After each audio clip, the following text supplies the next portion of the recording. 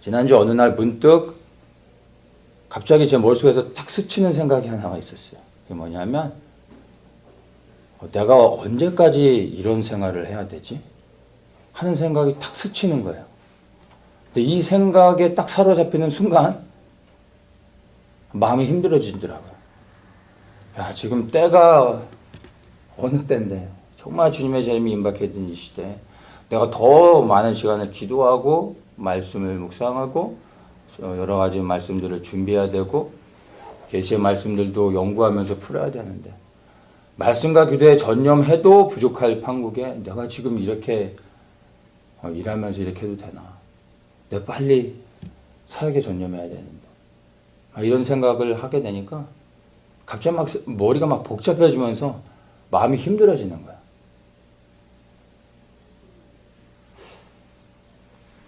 근데 제가 그런 생각에 사로잡혀 있는 제 자신을 딱 보는 순간 제 안에 딱 캐치되는 게 있었어요. 그게 뭐냐면 사실은 하나님의 일을 하기 위해서 사역에 헌신해야 된다는 거. 뭐고 너무 당연한 것 같지만 사실 주님을 위해서 그런 마음을 갖고 있는 건 사실이지만 그 마음의 중심을 또 주님이 아시지만 저만 아는 거죠. 저와 주님만 아는 거예요. 근데 그런 마음이 있으면지만 마음 한켠에서는 제 안에 그냥 너무 심플하게 그냥 단순하게 설명해서 고난받기를 싫어하는 고난을 원치 않는 제 모습을 발견하게 됐어요. 말로는 하나님의 영광을 위해 주님의 뜻을 위해 하나님을 섬기기 위해 사역에 헌신해야 되는데 오직 사역에만 전념해야 되는데 하는 안타까움을 갖고 있지만 사실 제 마음 깊은 곳에 검은 마음 고난을 원치 않는 그런 마음이 제 안에 있는 것을 제가 발견하게 됐어요. 숨길 수 없는 거예요.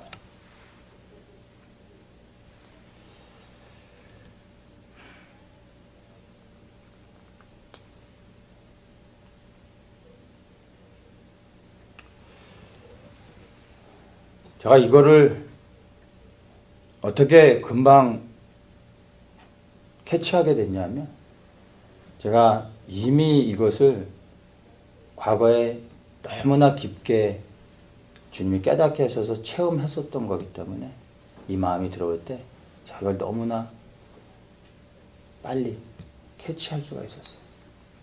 제가 사역을 이제 처음 시작해서 사역 초기에 그러니까 하나님의 영광이라는 이 단어에 꽂혀서 정말 다른 거 기도하지 않고 하나님의 영광만을 구했던 때가 있었어요. 그때는 정말 하나님의 영광을 보고 싶은 거예요. 그래서 기도하는데 그냥 하나님의 영광을 보게 해주십시오. 하나님의 영광을 위해 살게 해주십시오. 하나님의 영광이 이 땅에 임하게 해주십시오. 정말 다른 거 기도하지 않고 하나님의 영광만을 구했을 때가 있어요. 그것을 하나님의 영광만을 막 구하며 하는데 시간이 좀 지나니까 나중에는 이제 하나님의 영광을 위해서 가만 보니까 제가 갖춰야 될 게 많은 거예요. 그래서 하나님의 영광을 위해서 제가 이것저것 구하게 됐어요. 하나님의 영광을 위해 이제 제가 권세와 능력을 받아야 되겠는 거예요. 하나님의 영광을 위해. 제 안에 이제 여러 가지 은사와 능력들을 가져야 되겠는 거예요. 손을 얹어서 안수하면 병이 낫고 귀신이 떠나가고 짱포 한 번 쓰면 한 100명씩 넘어가고 예언하고 계시의 말씀들이 막 풀어지고 제가 많은 은사와 능력들이 필요한 거예요. 왜? 하나님의 영광을 위해서. 때가 급하니까 자 이런 영광들을 하나님의 영광을 위해 이런 모든 은사 능력들이 가져야 되겠는 거예요. 거기다 더불어 물질도 필요한 거예요. 재정도 조금도 부족함이 없어야 주님을 힘있게 마음껏 섬길 수 있잖아요. 필요한 모든 것을 다니면서. 그러니까 하나님의 영광을 위해서 이러한 것들을 제가 당당하게 구하기 시작했어요. 정말 하나님의 영광을 위해서 구했어요. 하나님의 영광을 위해 정말 필요한 것들이었어요. 이런 것들을 구하면요. 이런 거 구해보셨나요? 이런 거 구하는 기도는요. 정말 신나요. 막 지치질 않아요. 정말 익사이딩하게 제가 하나님께 당당하게 이런 것들을 구했어요. 하나님의 영광을 위해서. 난 이제 기도가 거의 마무리되어질 때, 저 이제 카운트다운 해가지고 잠잠히 이렇게 있는데, 성령께서 너무나 분명하게 한 말씀 저한테 하셨어요. 너무나 분명하게, 너무나 부드럽게, 조용히, 근데 너무나 클리어하게 제게 말씀하셨어요. 너는 고난 가운데서도 나를 기뻐할 수 없겠니? 이 말씀이었어요. 너무나 분명하게 들렸어요. 근데 이 말씀을 딱 듣는 순간요, 제가 어떻게 반응했는지 아세요? 저조차도 깜짝 놀랐어요. 생각해 볼 틈도 없이 이 음성을 듣는 순간 제 안에 본능적으로 튀어나오는 반응이요, 분노였어요. 화가 나더라고요. 하나님의 영광을 위해서 이것도 가져야 되겠고 저것도 가져야 되겠고 이것도 받아야 되겠는데, 물질도 더 받아야 되겠는데 고난을 받으라니. 갑자기 막 하나님한테 막 배신감이 느껴지는 거예요. 막 섭섭한 마음이 드는 거예요. 정말 기분 나쁘더라고요. 아마 화가 났어요. 아마 제가 이 감정을 주체하지 못하겠더라고요.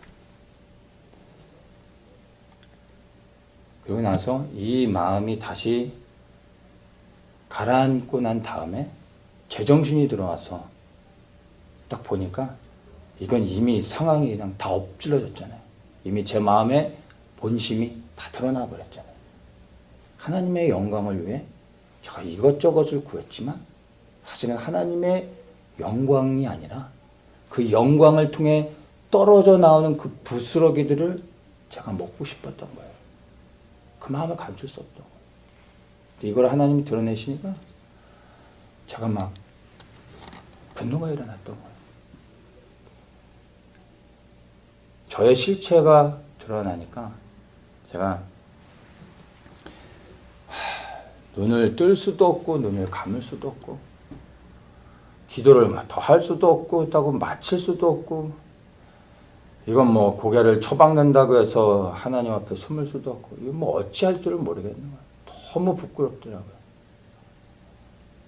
그래서 한동안 제가 이 후유증 때문에요, 정말 하나님의 영광, 영자도 꺼내지 못하고 그런 기도를 한동안 하지도 못했어요. 그런데 지난주에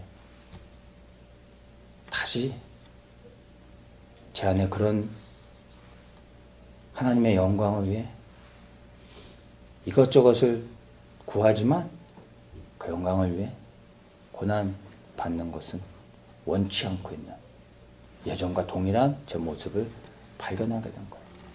그 전주에는 정말 그 고난에 대한 깊은 하나님의 은혜를 깨닫게 해주셨는데, 그래서 정말 그 고난이 새롭게 다가오면서 정말로 주님께 그 고난을 묵상하면서 은혜의 시간을 누렸는데, 삶의 현장에서 고난받는 제 모습, 고난도 아니죠. 그냥 고생 좀 하는 걸 가지고. 근데 그거는 싫은 거예요. 이 모습을 또다시 발견하게 되니까, 제가 마음이 편치가 않더라고요. 제가 이 하나님의 영광을 구할 때요, 이 하나님의 영광이 뭐냐면, 여러분 출애굽기 33장에 보면 모세가 하나님의 영광을 구했던 게 있어요. 제가 구했던 이 하나님의 영광이 바로 모세가 구했던 그 하나님의 영광이었어요. 이스라엘 백성들이 하나님 앞에 음란을 행하고 금송아지를 만들어서 하나님을 버렸을 때 하나님께서 이스라엘 백성을 다 진멸시키시고 모세를 통해 다시 새롭게 시작하시려고 했어요. 그때 모세가 생명을 걸고 막아섭니다. 그래서 하나님께서 뜻을 돌이키시고 모세를 통해 다시 한번 기회를 주세요. 이스라엘 백성들 구원해 주시는 거예요. 그리고 하나님께서 모세에게 말씀하십니다. 내가 약속한 약속의 땅 가나안을 네 손에 주겠다. 그 땅에 내가 그것을 취해라. 거기서 큰 민족을 이뤄라. 큰 나라를 이뤄라. 그러나 나는 너희와 함께 가지 않겠다. 내가 너희와 같이 가다 또다시 너희를 진멸할까 하노라 하면서 하나님이 같이 가지 않겠다고 하십니다. 대신 이 약속하신 땅을 주겠다고 모세에게 말씀하시는 거예요. 그리고 보내십니다. 근데 모세가요, 놀라웠게 가질 않아요. 하나님이 약속하신 땅, 그 땅에 가면 그 땅을 주겠다고, 그 땅에서 큰 나라를 이루게 해주겠다고 이미 약속해 주셨는데 못 이긴 척하고 가면 거기서 가나안 땅, 그 적각거리는 가나안 땅을 얻는 거잖아요. 거기서 왕이 되는 거잖아요. 가장 높아지는 거잖아요. 모든 걸 다 얻는 거잖아요. 그런데 모세가 가질 않아요. 하나님이 가지 않으시면 나도 가지 않겠습니다. 하나님이 없는 가나안 땅, 적각거리는 땅, 그 땅에서 왕이 되는 거 그런 거 필요 없습니다. 하나님이 가지 않으시면 저도 가지 않을 겁니다. 그러면서 모세 안에 그 마음 중심 안에 있었던 그 간절함이 튀어나와요. 그때 모세가 구했던 게 주의 영광을 보게 하소서. 이때 모세가 하나님께 고백했던 거예요. 그 마음 중심 안에 있었던 것이 나오는 거예요. 주의 영광을 보게 하소서. 그 기도를 드릴 때 하나님께서요, 놀라운 사건입니다. 성경 역사 가운데 단 한 번도 없었던 하나님이 친히 이 땅에 내려오셔서 그분을 보여주세요. 하나님의 얼굴을 보고 살 자가 없기 때문에 하나님께서 등을 보여주십니다. 모세는 하나님을 보았어요. 성경 그 어디에도 어떤 위대한 인물들도요, 하나님을 본 사람이 없어요. 근데 모세는요, 하나님의 영광을 구할 때 하나님이 친히 내려오셔서 그분을 보여주셨어요. 제가 구했던 그 영광이 이거였어요. 정말 하나님의 영광을 보게 하십시오. 그리고 이 하나님의 영광을 위해서라면 하나님, 내가 이것도 가져야 되고 저것도 가져야 되고 주님의 영광을 위해. 그러니까 이런 것을 주십시오.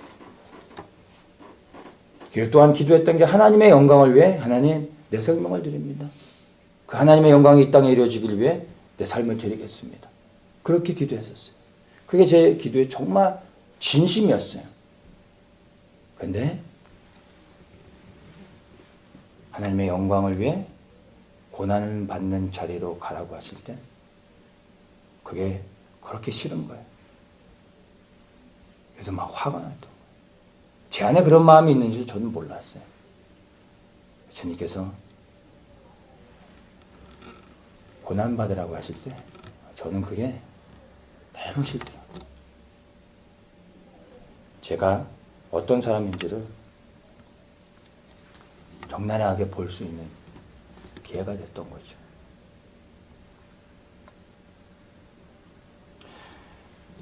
주님께서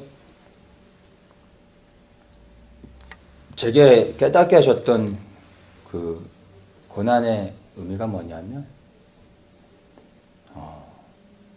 예수님께서 고난받지 않으셨으면 제가 예수님을 믿지 않았을 거라는 거예요.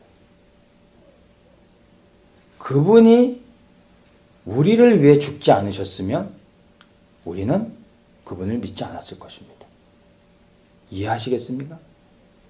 그분이 십자가에 매달리셔서 우리를 위하여 고난받지 않으셨으면, 우리를 위하여 피 흘리기까지 그분의 생명을 드리지 않으셨으면 우리는 구원을 받지 못했을 뿐만 아니라 그분을 믿지 않았을 것입니다.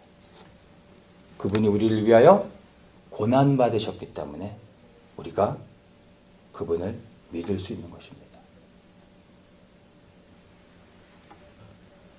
예수님께서 저를 구원하시는데 야 내가 널 구원하는데 10,000불이나 썼다 이러시면 그 10,000불 내가 갚아주면 될 거 아니에요. 이래서 갚아주면 될 거 아니에요. 근데 주님이 우리를 구원하기 위해서 치르신 그 고난은 뭐 갚을 수 있는 건가요? 갚을 수 없어요. 이 땅의 모든 인류가 다 일해가지고 갚으려고 해도 그 어떤 것으로도 갚을 수 없는 게 우리가 받은 구원이잖아요. 그분이 고난받으셨기 때문에 우리가 구원받았고 그분이 고난받으셨기 때문에 우리가 예수님을 믿는 거예요. 이걸 깨닫게 해주셨어요. 그래서 정말 저를 위해 저를 구원하기 위해 고난받으신 주님이 그 은혜가 새로워지면서 그것이 너무 감사하고 그리고 정말 나를 구원하기 위해 주님께서 고난을 받으셔서 내가 구원을 얻었기 때문에 이제 영원한 생명을 얻어 구원받은 내가 마땅히 주님을 위해 이제 남은 삶을 주님 앞에 드리는 것.